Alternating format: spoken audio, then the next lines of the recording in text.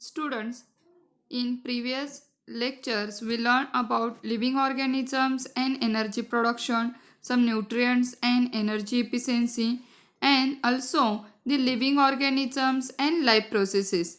There are different life processes which are very important for living things.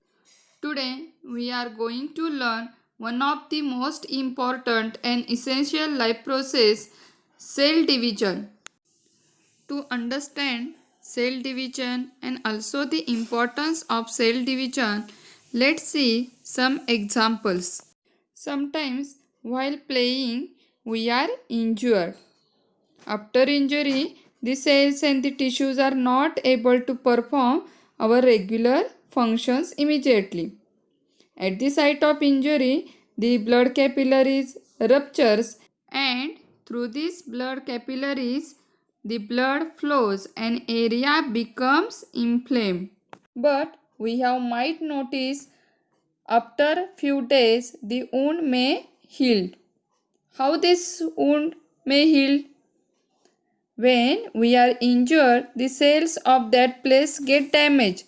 Soon after, the body starts healing process in which the intact cells present around the wound starts dividing and so that fill the wound with newly formed cells means because of cell division there is a formation of new cells. Similarly, when we pluck the flower from the plant, they also get injured and the wounds are healed by cell division in the surrounding cells. Means cell division has important role in the healing process. We all of know about the characteristics of living organism. The cell division is one of the very important characteristics of cell and living organisms also. The multicellular organisms grows and increase in size due to cell division. Means growth is also important characteristic of living things and for this growth cell division is important which increase the number of cells in the body parts. This cell division is necessary for the regeneration and repair of tissues. Means emaciated body can be restored by cell division. See, one of the importance of cell division, that is the new individuals of a same species are formed from existing one of same species by the process of reproduction in which cell division plays a vital role. See in this picture, there is a reproduction in human beings. The male and female gamete unite to form a new individuals. And see the next example, that is reproduction in frog. The male frog and female frog, they after reproduction they forms new individuals of same species. Means we can say that the cell division plays a vital role in reproduction of living organisms. See the importance of cell division. First, this property is used in formation of new organisms from existing one. Second, a multicellular organisms grows up. And third, the emaciated body can be restored. The cell division is of two types. First, mitosis and second, meiosis. These two types, mitosis and meiosis, are very important in division of body cells and germ cells. Look at this picture. The mitosis occurs in the somatic cells and the stem cells of the body. What is meant by this somatic cell? Somatic cells means body cells. And what is meant by stem cell? You learn this into the 9th standard. At the earliest stage of development of organisms is in the form of only a mass of cells, and the cells in that mass are almost alike means they are similar to each other. Those cells are called as stem cells, and from this stem cell there is a formation of new cells. Whereas meiosis occurs in the germ cells only. The germ cells means male and female gametes. See, in this picture, ovary and testes are the germ cells.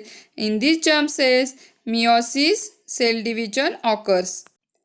Before study of cell division, we should know the structural organization of cell that we have already studied in earlier standard.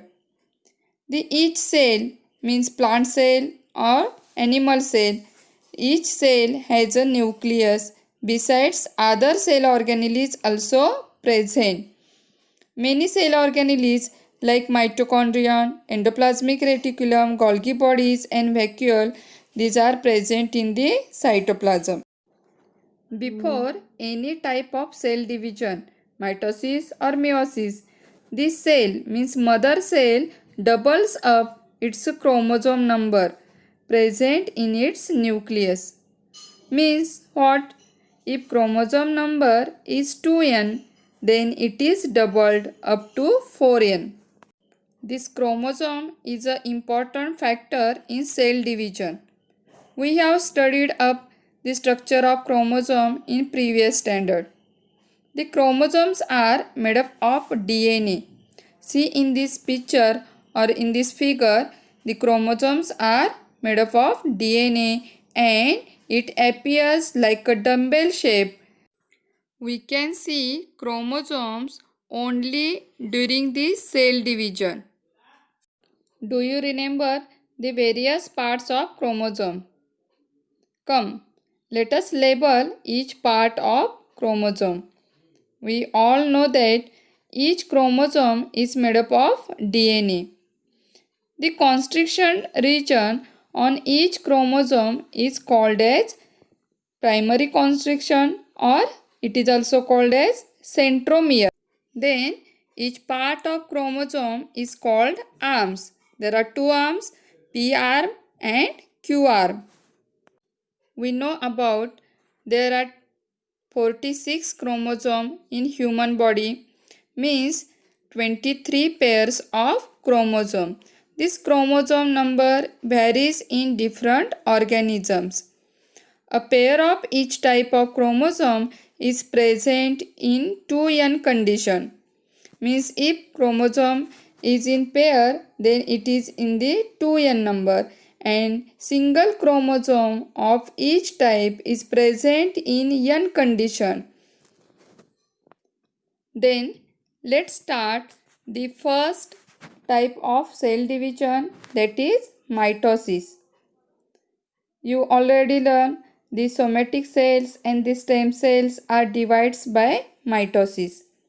In this process, the mother cell which undergoes cell division by 2n that is diploid. 2n means diploid, which means chromosomes are present in nucleus are in pairs. Before cell division, the chromosomes are duplicated. Duplicated means double, and their number are doubled up to 4n. Means 2n is converted into 4n. The whole process of mitosis is completed through two main steps. First step, karyokinesis means nuclear division, and second, cytokinesis means cytoplasmic division. Look at this picture. See the process of mitosis. In mitosis, first in mother cell there is a division of nucleus.